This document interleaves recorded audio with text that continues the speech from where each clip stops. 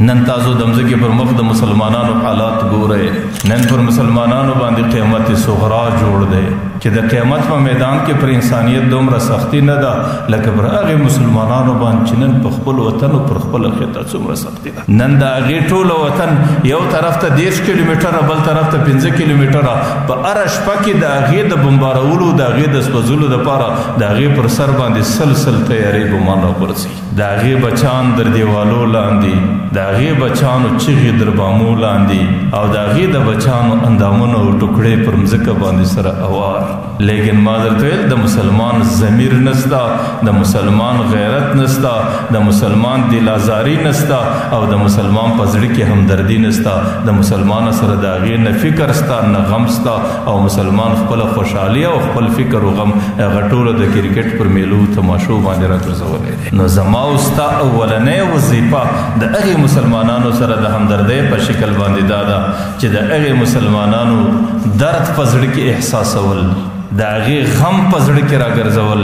د هغې د بچي ټوکړې بدن دا د خپل بچي ټوکړې بدن بل، د هغې هغه سوځلی کور، د هغې هغه په وینو رنګېدلي اندامونه دا د خپل کور بلل او دا د خپلو اندامو په وینو باندې رنګېدل. صرف د هغې خبرونه اورېدل، صرف پر هغې باندې تبصره کول او صرف د هغې څه بس نور بېغمه کښېنستل. دا د مسلمان خاصیت نه دی، دا د مسلمان همت نه دی، دا د مسلمان ضمیر نه دی، دا د مسلمان غیرت نه دی. حکیم الامت حضرت اشرف علي تانوي رحمت الله علیه هغې وایي چې کله د مځکې پر مخ د مسلمانانو حال راسي چې نن د مځکې پر مخ باندې مسلمانان په کومو مشکلاتو کې دي او چې زه کله په د مشکلاتو هغه حال واورم د مسلمانانو نو هغوی په الله قسم خوري چې زما په دې زړه کې دومره درد دی که زما سره هر څومره د لوږې کیفیت وي بیا زه د ګوله خولې له نسم وروړلی، زما وجدان هغه ګوله نه برداشت شوي. او که زه هر څومره ستړی ما هر څومره په ستړیا کې وخت تېر کړی چې کله هغه حالات را باندې راسي بیا در سهاره پورې پر ما باندې سترګې پټول حرام وي چې زه در سهاره پورې بیا سترګې نسم پټولی. ما له ارام نه راځي، ما له خوب نه راځي او زما لوږه ختم سي، زما ارام ختم سي. دا د انسان د ایمان نشانه ده، دا د انسان د نورو مسلمانانو سره د ورورګلوۍ هغه تقاضا ده چې الله تعالی هم سره ورونه بللي دي او پیغمبر علیه السلام هم سره ورونه بللي دي. ځکه د مسلمانانو په مابین کې قرآن کریم وایي ورورګلوي ده.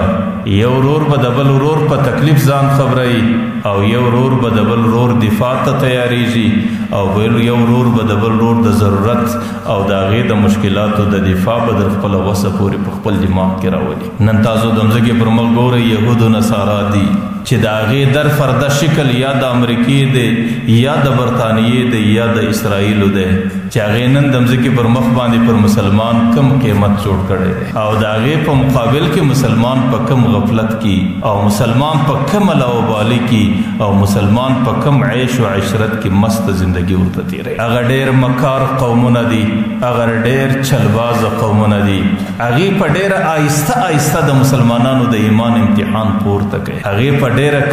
کراره باندې د مسلمانانو اندازه ځان ته معلومه کړه چې د مسلمانانو حاکمانو ایمان اندر کومه ځای پورې دی چې کومه صاحب قدرت ډله د مسلمانانو ده چې د هغې په لاس کې اقتدار او قدرت دی، هغې نن په کوم حالت کې دي. د ټولو څه مخکې هغې زموږ د قرآن سپکاوی وکړی، هغې زموږ قرآن په ګندګیو ولاړی، هغې زموږ قرآن در پښو لاندې کړی، هغې زموږ د قرآن سپکاوی زما او ستا په اسلامي ملکو کې وکړي، هغې زما او ستا د قرآن سپکاوی هغې په ګونتنامو کې وکړي، هغې زما او ستا د قرآن سپکاوی هغې په دې بګرام او په پلانکي او په پلانکي ربیسو ټولو کې وکړي. هغې دې ته انتظار و چې د مسلمانان څه کوي. زمنم د مسلمانانو عام افراد هغې په جوش کې رالو، هغې په جذباتو کې رالو، لیکن د مسلمانانو حاکمان چې کوم قدرت د چا په لاس کې و زما په الله قسم که د هغې د بخیرت بیشتله پر دې شورېدلې. هغې چې کله دا امتحان واخیستی په دویمه درجه کې دستي زما او ستا د پیغمبر سپکاوی پسې وکړي، د پیغمبر علیه صلات وسلام خاکې جوړې کړي او د پیغمبر علیه صلات وسلام تصویرونه جوړ کړو او د پیغمبر تصویرو ته په دهشتګرد نبي باندې ولیکل او په ټوله دنیا او په ټولو رسنیو کې سره شایع کړي. لیکن د کم چا پلاس کې چې اقتدار او چې کم چا پلاس کې قدرت او هغه پر دې باندې یو زر غم نه وخاړي. په ټولو اسلامي ملکو کې داسې څوک نه سو پیدا چې موږ به د دې سره سفارتي تعلق کاټ. په ټولو اسلامي نړۍ کې داسې حاکم نه سو پیدا چې هغه ته په دې باندې پر دې خبره باندې د هغه سره خپل تعلق او رابطه کاټ. هغه خپل مفادات ته اولیت ورکړي چې اولنې زما مفادات او د اسلام او د پیغمبر او د قران خبره د په ډیرو وروستو درجو کې